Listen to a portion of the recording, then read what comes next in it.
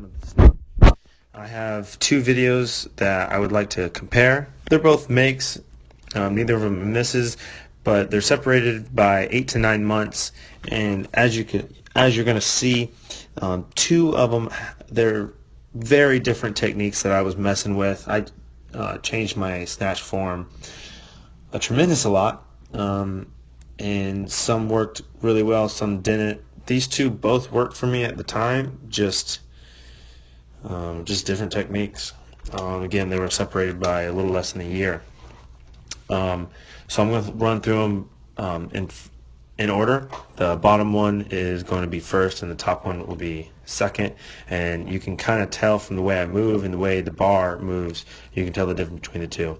And they're also very similar in weight. So you can see in the bottom is the catapult method, and the top is more of triple extension hip bump. The top one probably looks a little bit more fluid, but it's a lot harder and a lot more movement orientated. The bottom one is more of a grip it, rip it, and go. Usually has a lot more misses, but when it's on point, you can throw up any kind of weight just as long as you can deadlift in a good position. So I'm going to talk about different movements. In the snatch, there is a very significant 3-part pull. So I'm going to do it on this one. I'll show you the 3 positions. I have a very dynamic start in this one. You can see that I bring my chest up pretty high. I pull the bar in. I get a good amount of tension. So here, the muscles that are working are my hip flexors, and then a lot of lats. Once I start going into the first pull is from the top of the knees, or from the ground to the top of the knees.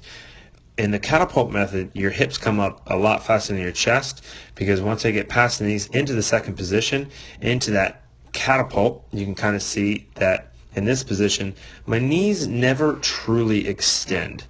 So that is one of the things that if it gets out of control, a lot of bars will go out. And then some people jump forward. I do jump forward probably about 2 inches, which is not bad. As you can tell, I have a very awkward position with my shoulders, the way I have to hold, because I have such long arms. But you can also tell that my knees move a lot more. So the third pull is from hip extension. And then you can see how the bar doesn't move too much, but I get under it. My body is moving a lot faster than the bar, and I catch underneath. Now, in this position, triceps are working, shoulders are working, hip flexors, quads. I mean, everything is working to stand up, to get out of that bottom position. In this position, you're pulling yourself under. You're not just dropping down. You are aggressively pulling under the bar. Now, in the top position, the top one, let's start from the beginning.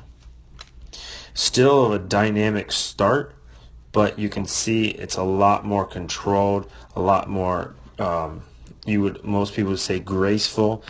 It is a lot harder, but when it does, when you are on point and you get your form dialed in and the timing is right, a lot of times you do not miss. Usually something else breaks down other than your form. So here, first pull to the top of the knees. Now in this position, my lats are working a very big amount. Synergistic muscles are all the different shoulder girdle and shoulder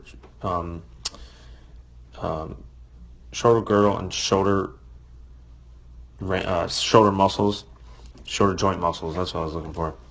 In this position, hamstrings have a great amount of tension, and as you can see, the hip flexor or the quads are moving. Now, in this position, in this squat, as you can tell, my start position, when I move the bar off the ground, okay, this is my back angle.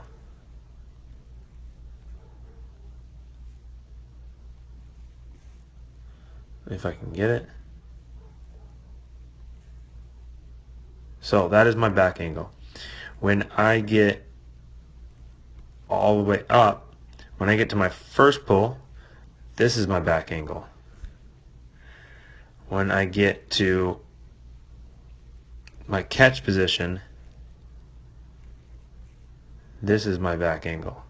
So you can tell, and you can see, a lot of these positions are very different. That's why the catapult is very off. So start position, end of my first pull is there, end of my second pull is there. So you can see my body has to move through multiple different planes. Okay? Now, if we zoom in here, you can tell that I have a more of a better posture. Now it's going to be hard to draw lines, but I'm going to do my best. So this is my back. Would be the back angle. Now when I get here, not much has changed. Even so, when I get to the first pull, second pull, third pull, and then when I receive, and you can tell that my hips are a little tighter on this one. So when I receive under the bar, boom, pretty similar. So you can tell that that's why the top position is very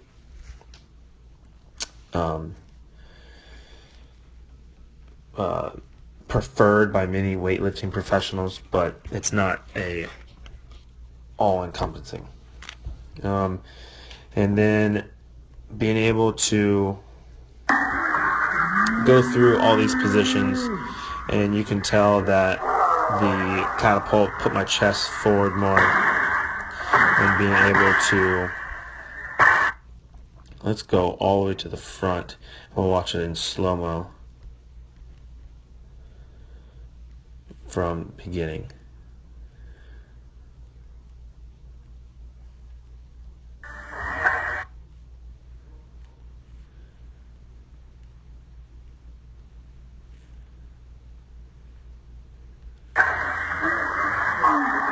So you can tell how the bar just moves so much faster in the catapult. Same time under tension, but it's just so much more aggressive. So, as you can see, the difference in snatch can be different. I will use this one for the prep phase. So the prep phase is get my hands in position, make sure my feet are in good position. Also with this video, you'll see that my okay, I don't want to do that.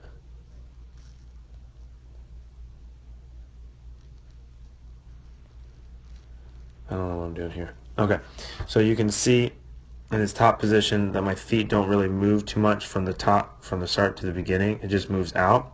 So the prep position is making sure my hips are in position, my back, my spine, squeezing my shoulder blades right there. Arms are taut, getting bar in position. So this would be the movement phase, getting all the way to triple extension. Follow through is getting under the bar, and then recovery phase would be to stand up and drop the bar.